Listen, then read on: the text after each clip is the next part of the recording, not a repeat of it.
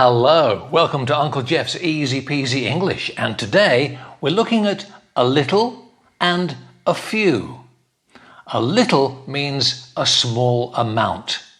A few means a small number that you can count. For example, let's go and have a coffee. We have a little time before the train leaves. Or, I speak a little English. I enjoy life here. I have a few friends and we see each other often.